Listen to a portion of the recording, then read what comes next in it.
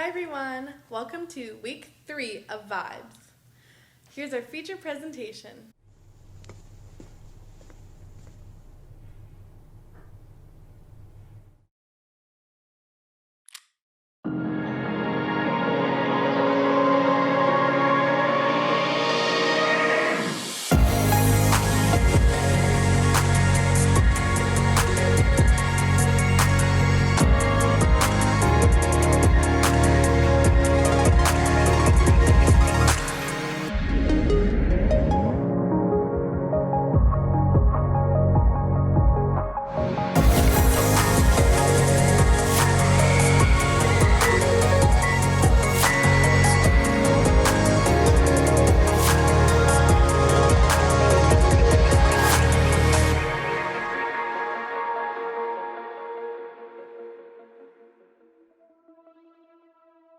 I want to tell y'all a little story. I remember it was my junior year in high school, and I wanted to try out for the track team. And so I tried out, I made the team, and my coach wanted me to be a long distance runner. I wanted to do something more cool. I wanted to do the hurdles. And so I said, Coach, is there any way that I could do the hurdles in competition? And he said, well, you're 5'3". I don't know how good you're gonna be at that, but we can give it a try in practice. And so I was super geek. I had the thought of like, what if I'm really good at this? What if I get to go to the Olympics? All of the cool thoughts I had in regards to, running the hurdles. And so the coach let me do it. During practice, I was okay. And he gave me one opportunity to kind of compete in one of our semi-competitions. And so the day comes, and I literally start to panic. I had the thoughts of, what if I become the laughing stock if I'm not able to get over these hurdles? What if I fail? What if I just completely not do good? And I get to the track meet and I completely vomit. All over my suit, all over the floor, and I completely lose it. My coach comes over to me, he's like, Crystal, do you think you can do it? And I said, I think I can. So I get there, I'm on the track, and right before they go off with the starting pistol, I take a deep breath and I go. And listen, y'all, I missed every single one of the hurdles. It was the worst day ever for me. And that may not be your experience. Your experience may be different from mine. But the reality is this: we all have experienced fear in some shape or another. It may have kept us up from trying new things. It may have kept us from speaking up when we should have. It may have hurt our friendships. It may have created something that we say to ourselves in our own head that convinces us of things about ourselves that are not necessarily true. It may not be a scary movie type of fear that controls us, but it might be a type of fear that creates worry and anxiety in us that have a huge impact on our life. And I think it's pretty safe to say that fear is an emotion that we have all been controlled by in one way or another. The crazy thing about fear is that our ability to experience it is something that makes us uniquely human. Think about it for a second. Our fear comes from the fact that we can gather information and think about the future. And as humans, we can wonder those what if questions like I had. What if this happens, or what if that happens? And that can make us afraid. We are where we are today because the human race has been able to learn things, build on what we've learned, and then project it into the future. The same ability that allows us to fear also allows us to imagine, have hope and dream and wish for really great things to happen in our life. So our ability to gather information and think about the future has two sides, the fear side and the hope side. I think we will all agree that the hope side is incredible. We love imagining, dreaming, and inventing. But then we have the fear side, the side that comes up with all the what ifs. And we all know that the what ifs makes us feel a little bit crazy. We are in another week in this series called Vibes. We've been talking about our emotions and the way they affect us and the world around us. And fear is one emotion that we all experience in our lives. But here's what's cool about it all. Jesus had a lot to say about fear. The problem is we tend to read verses where he talks about fear by themselves. And when we do that, they sound nice, but they don't seem possible or even practical. For example, Jesus said, "Fear not." In other words, when it comes to fear, just stop and quit. That's not exactly helpful though, right? So today, I want to look at a passage where Jesus talks to some of his close friends about fear, but with a little bit more context for all of us to get to know and learn a little bit better. Jesus had 12 main followers who were also his friends. He spent a lot of time with them because he wanted to teach them and to encourage them to do great things in the world. And at one point, he tells them this: "I'm going to send you out like sheep among wolves." Just think about it for a moment. Wolves are predators and sheep are prey. So Jesus is like, you guys are the prey and I'm going to let you loose with a bunch of predators.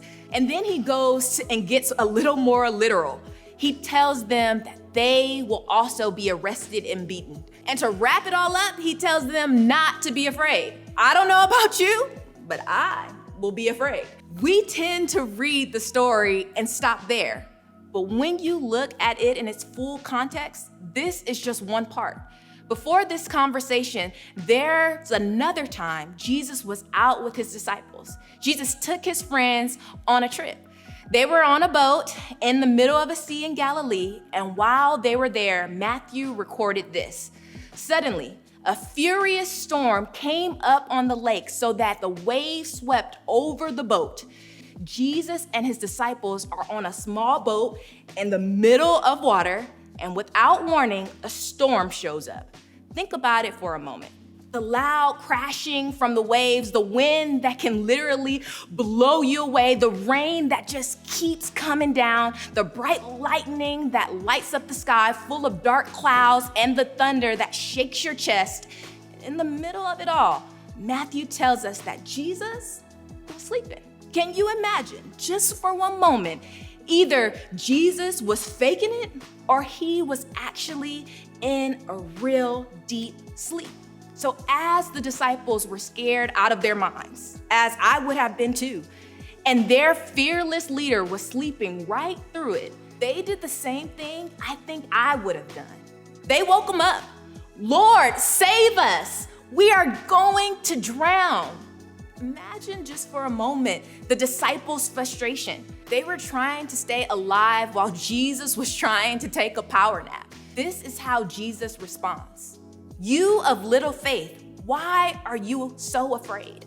Maybe Jesus was sleep talking, because wouldn't it be obvious that they were afraid? I mean, who wouldn't be worried about dying? But Jesus was teaching them about fear. He wakes up and gets up, but he doesn't panic, which is good news for all of us. No matter how scary the circumstances, Jesus stays calm. Matthew says that Jesus spoke to the wind and the waves and they calmed down. Now, the disciples were amazed. They responded by saying this: "What kind of man is this? Even the winds and the waves obey him?"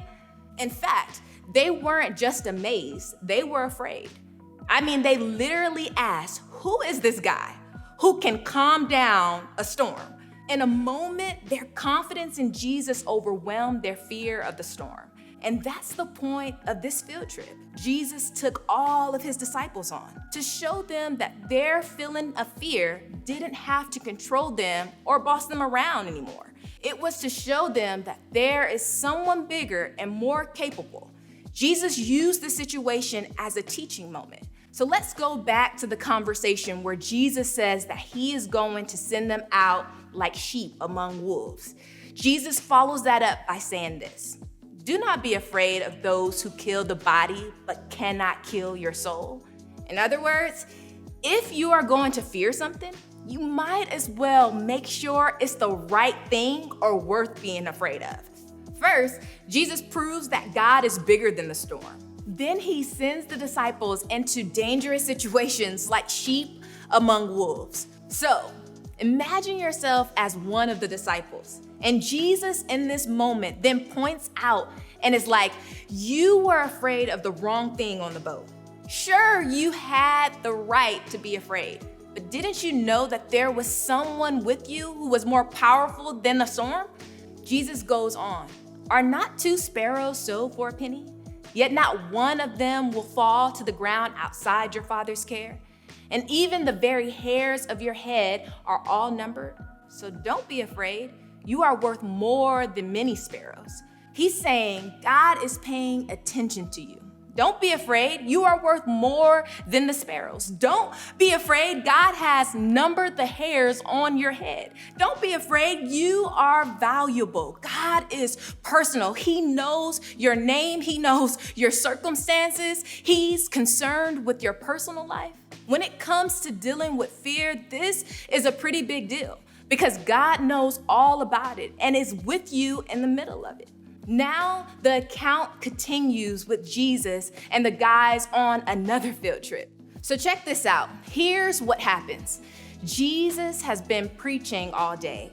It started to get late and people were getting tired and hungry. The disciples suggest that they send everyone home to eat, but Jesus seems to think that they can feed everyone, which sounds a bit crazy because no one has enough food or money to make that happen. But then Jesus gets a little boy's lunch. That's right, a little boy's lunch out of his little lunch pail. He prays over it, and then Matthew writes that Jesus split the boy's lunch between 12 disciples and told them to feed the crowd. And listen, y'all, it worked. Everyone got fed. It was a complete miracle. But before they have time to stay and enjoy it, Jesus tells the disciples to get in another boat. And they are probably thinking, Jesus, this is too soon. But they had to do what Jesus said. So soon after that, they hopped into a boat. But this was a little bit different because Jesus doesn't get in the boat with them. He tells them that he'll meet them on the other side of the Sea of Galilee. So the disciple spends the night rowing, and at some point of the night, the waves get bigger and the wind blows wild. They looked over and around the water and can't believe what they see. It's Jesus walking on water. That is super wild, super crazy, and I can't even fathom that in my own mind. But Matthew records that the disciples were terrified. Obviously, right? Someone walking on water. In fact, they thought they were seeing a ghost. But then Jesus says something that gets their attention because they had heard it before. He goes to say, "Take courage. It is I. Don't be afraid." This is Jesus trying to remind them of all the lessons and field trips they've already had previously up to this point. They saw miracles, heard teachings, and yet still fear was in control of them. In fact, they remained fearful to the very end of Jesus' life. When we fast forward to the night that Jesus was arrested, we see the disciples abandon Jesus. Why, you might ask? Because they were afraid that if they stayed close by, they might be arrested too. And then Jesus was crucified. Were they there? No, they left because they were afraid. The next day after Jesus was buried, where were the disciples, you might ask? They were hiding in a room because they were afraid. But then Sunday came around, and the women who had followed Jesus went to the tomb and discovered that it was empty. They came back and told all the disciples, so the disciples went to the tomb, saw that the tomb was empty, and they thought to themselves, maybe someone stole the body. But then Jesus himself appeared before them, and they realized that he's alive. And here's the deal.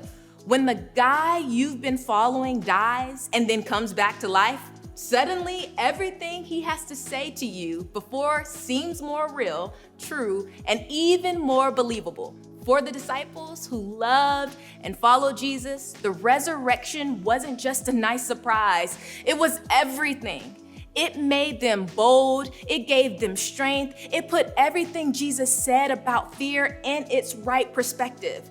Their world was crazy still, but because of the resurrection, the disciples and anyone who followed Jesus could put their fear in its place. It was like they finally understood the lessons from the boat.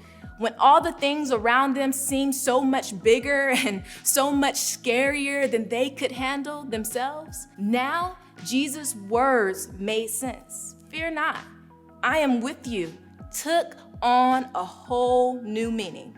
We know this to be true because after the resurrection, the disciples came out of hiding. They didn't run away from what scared them. Instead, they walked boldly into situations that God had called them to. And these followers of Jesus ended up changing our whole world because they started to live as though they believed what Jesus had told them over the course of their time together. Fear not. They were not afraid of anything, not even death, because they followed a man who had died and came back to life. And all of a sudden, nothing seemed as scary anymore. Not because there was nothing to be afraid of, but because there was a God who was clearly bigger than any of their biggest fears. The thing is this, we all know that fear will always be a part of our experience. Fear is a part of what makes us human, and it will always be there to some degree. But we don't have to live like fear is in charge of us and telling us what to do.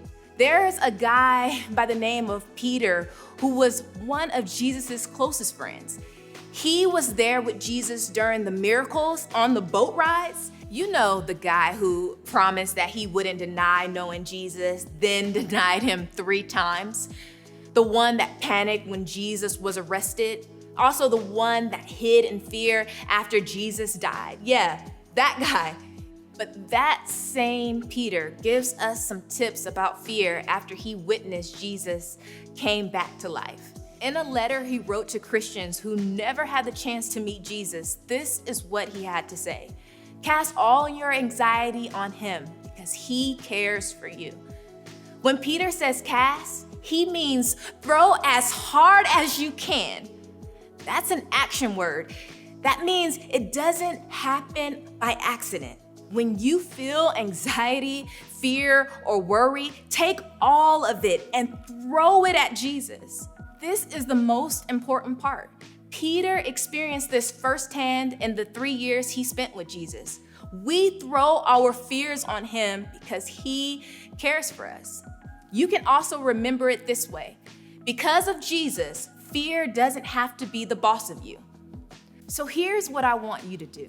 When fear becomes the vibe that takes over your life and starts to control how you act, I want you to do this. First, name whatever it is that you are afraid of.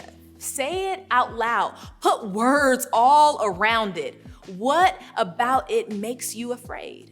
What have you been through that makes you feel afraid? And the second thing, I want you to then talk to God. You can say something like, Jesus, I am throwing this fear towards you because I personally can't handle it. I am giving you my fear of trying to do everything right. Maybe the fear of trying to not be afraid of the dark anymore. Maybe it's the fear of not having so many friends. Whatever that fear is that you're dealing with, I want you to fill it in that blank and say, you care for me. And even though it doesn't always feel like it, I'm choosing to believe that you are bigger than any fear that I face. Because you faced death and came back to life, I can trust that you can handle any fear that I bring to you. So as we wrap up today, I hope you'll remember that these vibes, feelings, and emotions that we have don't have to control us, especially fear. They were never meant to make us who we are. They are, however, invitations to pay attention. So while we can learn from our emotions, we need to know that because of Jesus, they don't have to be the boss of us. So hey, here it is. The thing we face and the fear we feel can be a lot to handle. I get it, especially on our own, but it doesn't have to be that way. That's why small groups are so important. It's a place where you can share what you're actually going through with people who might be going through something similar. Being vulnerable with those around you and letting others be vulnerable with you opens a door and is one way we can decide not to let fear control us and to choose something way better. And that's hope. To experience hope for yourself and to give hope to others is incredible. So this week, try talking to a pastor, a friend, a small group leader, or a trusted adult about one fear you may be feeling. And I encourage you to try sharing that with your group. Then and only then, you can be bold and courageous to help each other. Fear not, my friends.